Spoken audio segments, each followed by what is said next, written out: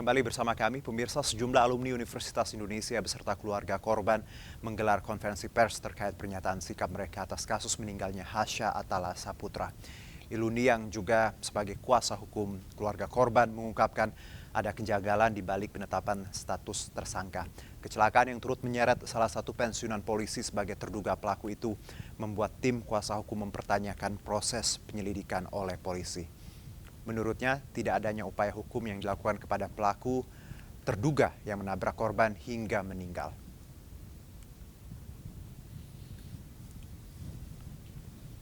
Makanya kami mempertanyakan kenapa tidak ada pemeriksaan urin saat itu. Lalu berjalannya mungkin saya nggak tahu, para rekan tahu bahwa mobilnya juga kemudian ada penyok, bumper bagian depan penyok. Nah, ada satu fakta juga yang sebenarnya ini sudah kami diskusikan ya dengan polisi, tapi sepertinya tidak digali. Ya, kami tidak tahu ya pertimbangan dari aparat penegak hukum bahwa saat kejadian, setelah kejadian, sebenarnya terduga pelaku itu dimintai tolong untuk membawa Hasya ke rumah sakit, tapi menolak. Dan itu juga tidak menunjukkan usaha untuk membantu. Kenapa? Karena akhirnya salah satu orang di TKP sampai harus mencari ambulans ke 3 rumah sakit. Nah, selanjutnya mungkin ini ketika di tahap penyelidikan, saya persingkat. Baik, ditetapkannya Muhammad Hasya yang menjadi korban tewas dalam kecelakaan membuat publik bertanya-tanya bagaimana bisa seorang korban kecelakaan yang meninggal bisa menjadi tersangka. Apakah ini cara polisi untuk menghentikan penyidikan? Langsung saja kita berbincang dengan pemerhati masalah transportasi dan hukum yang juga mantan Kasubdit Bin Gakum Ditlantas Polda Metro Jaya, AKBP Purnawirawan Budianto, dan pakar hukum pidana Abdul Fikar Hajar. Assalamualaikum, selamat sore Mas Budi, Bang Fikar. Assalamualaikum.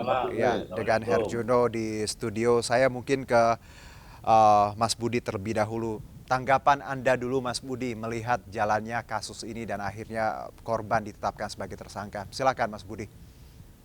Baik, sebelum mungkin menguraikan lebih jauh ya. Baik. Kita melihat dulu apa definisi daripada kecelakaan lintas itu sendiri.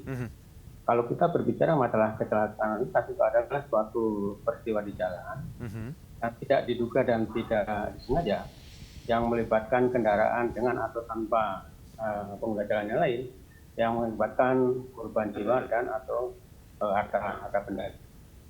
Kemudian setelah melihat kita definisi daripada kecelakaan, kita sekarang melihat hak dan kewajiban daripada pengemudi kendaraan motor yang terlibat kecelakaan lintas. Itu saya kira secara eksplisit itu diatur di dalam pasal 231 Undang-Undang Nomor 22 2009 tentang hak dan kewajiban.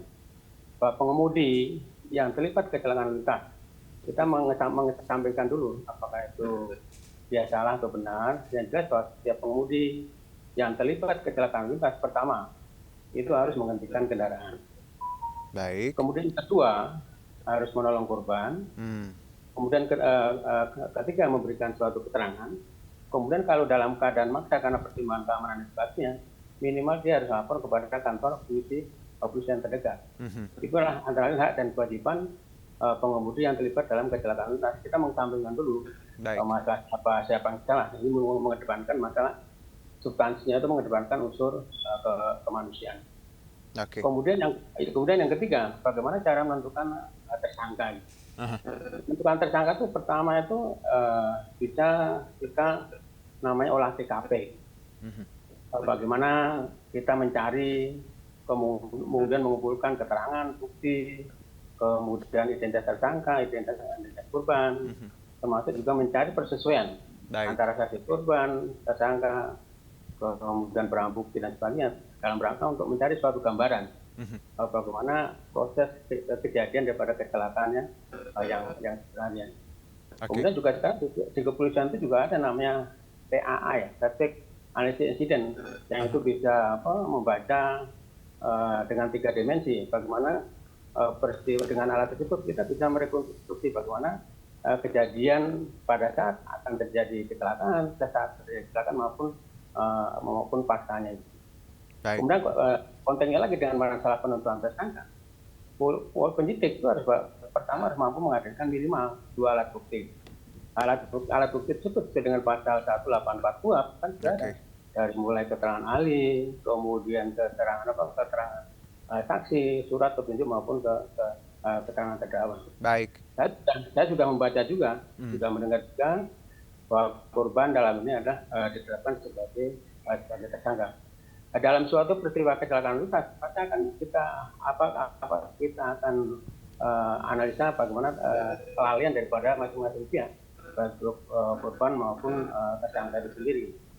Dalam penentuan si korban inisial H sebagai tersangka, dugaan saya dari penyidik mungkin sudah ada suatu 2 alat bukti yang bisa menetapkan dia sebagai tersangka.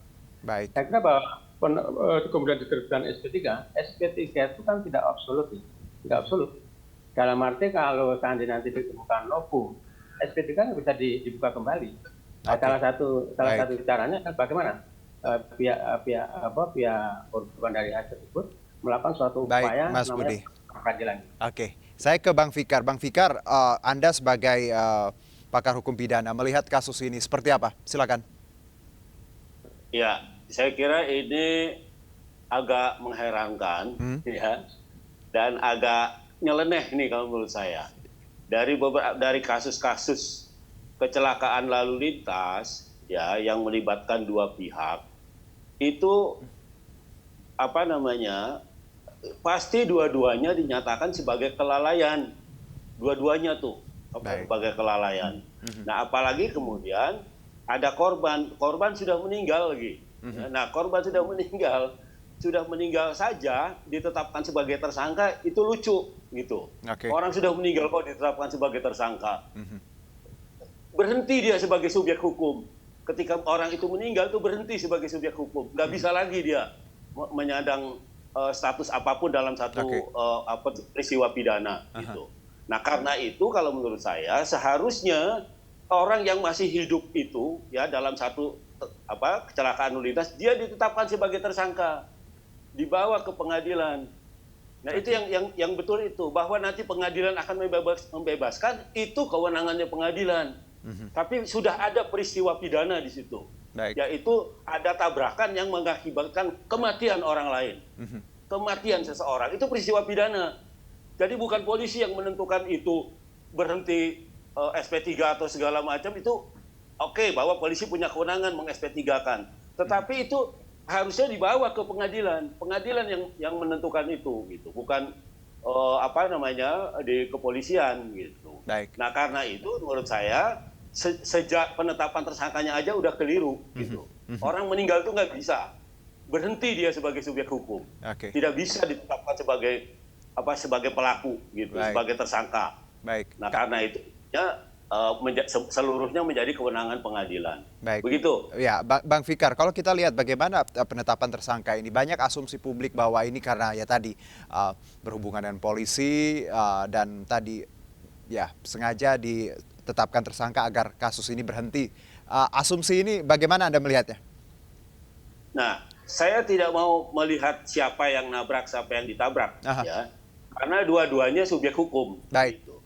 Nah, ketika ada tabrakan, ya di jalur manapun, gitu ya, kecuali di jalan tol ya. Kalau jalan tol agak sulit memang, karena itu khusus, ya jalan khusus, gitu. Jalan khusus untuk mobil. Kalau ada orang naik motor atau nyebrang jalan kaki itu pasti tidak ada proses kalau itu, karena memang itu jalur khusus gitu. Tapi kalau di jalan umum, ya itu harus diproses, ya harus diproses. Nah, karena itu menurut saya ini agak keliru gitu penetapan orang yang sudah meninggal menjadi tersangka, sementara yang masih hidupnya dianggap menjadi korban yang tidak bisa ditetapkan. Itu yang menurut saya sangat keliru. Dan ini banyak. Nah, karena itu, silakan Bang Fikar. Ya karena itu menurut saya ini harus disadari ya. Menurut saya harus dilakukan upaya hukum. Ya, selain upaya administrasi umpamanya melaporkan ini kepada Kapolri atau Kompolnas ya, juga dilakukan upaya hukum umpamanya penghentian itu diperadilankan.